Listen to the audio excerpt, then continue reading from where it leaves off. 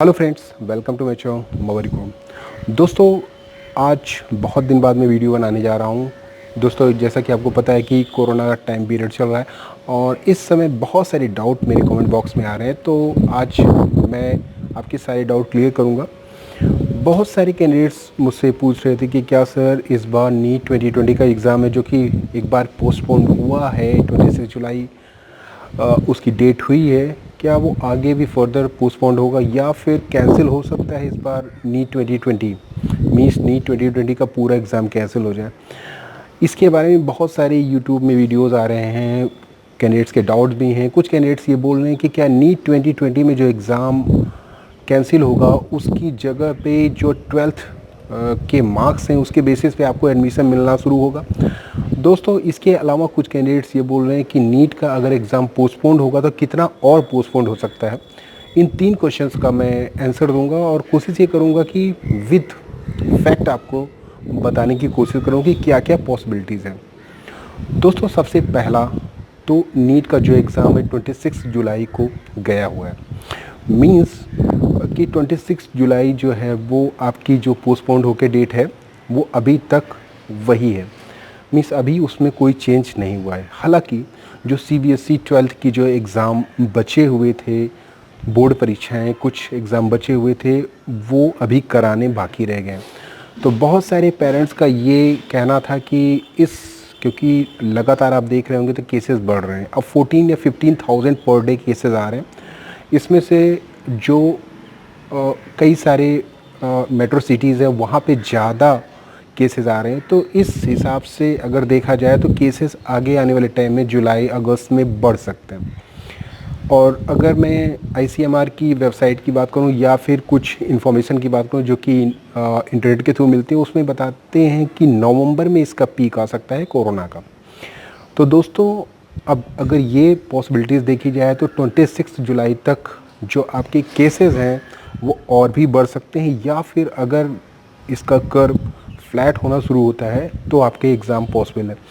क्योंकि जुलाई से बोला गया था कि सीबीएसई की बची हुई एग्ज़ाम जो होंगे वो कंडक्ट कराए जाएंगे, लेकिन एक बार फिर से ऐसा सुनने में आ रहा है कि शायद एग्ज़ाम जो 12th की बची हुई एग्ज़ाम है वो ना हो। उसका ये कारण है क्योंकि दिल्ली हो गया, आपका महाराष्ट्र हो गया, कुछ ऐसे स्टेट हैं जहाँ पे बहुत ज़्यादा कोरोना केसेस हैं और वहाँ पे इस समय सोशल डिस्टेंसिंग का पालन करने के भी बाद भी ये एग्ज़ाम कराने बड़े मुश्किल हो जाएंगे। मीन्स क्योंकि बहुत ज़्यादा केसेस का जो रेशियो है वो है। तो इसी के बारे में कल जो मीटिंग हुई थी उसमें भी ये क्लियर कहा गया कि हम स्टूडेंट के हेल्थ से कॉम्प्रोमाइज़ नहीं करेंगे। अगर ऐसा कुछ है तो वो एग्ज़ाम पोस्टपोन करेंगे। अगर एग्ज़ाम पोस्टपोन करते हैं या फिर कैंसिल करते हैं 12th का, तो इसका सीधा प्रभाव आपका नीट के एग्ज़ाम या जे के एग्ज़ाम में पड़ेगा, क्योंकि जो कैंडिडेट 12th पास करते हैं वो उनका मार्कशीट होता है, वो आपको देना पड़ेगा। तो दोस्तों, इसका मतलब ये है कि अगर 12th का एग्ज़ाम पोस्टपोन होता है तो आपका नीट का भी एग्ज़ाम पोस्टपोन होने के चांसेस हैं।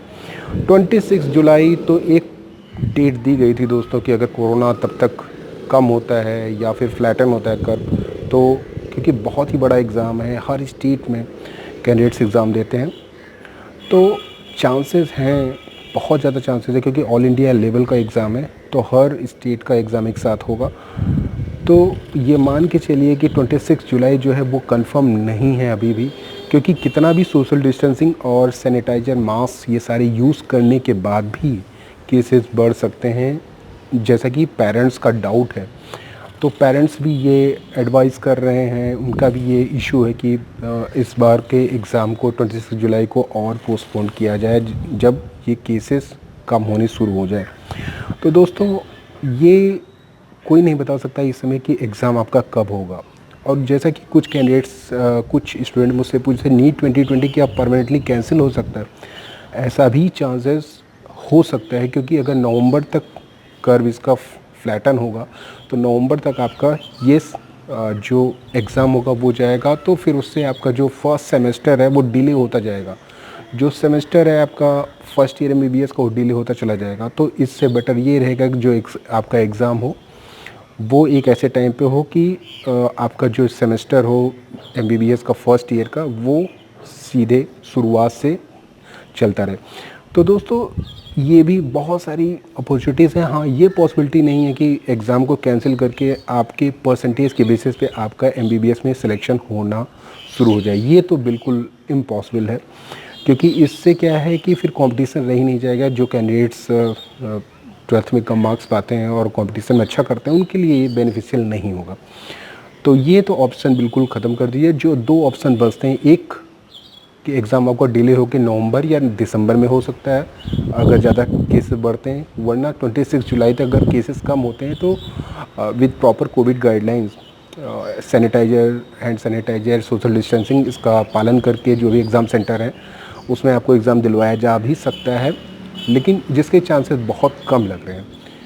और जहाँ तक दूसरे ऑप्शन की बात है कि आपका पूरा कैंसिल हो जाए एग्ज़ाम ही 2020 का, तो ये भी इसके भी चांसेस हैं थोड़े बहुत, क्योंकि मना नहीं किया जा सकता इसको भी। अगर केसेस अनकंट्रोल्ड हो जाते हैं तो ये भी एक पॉसिबिलिटीज़ है कि 2021 में जा सकता है।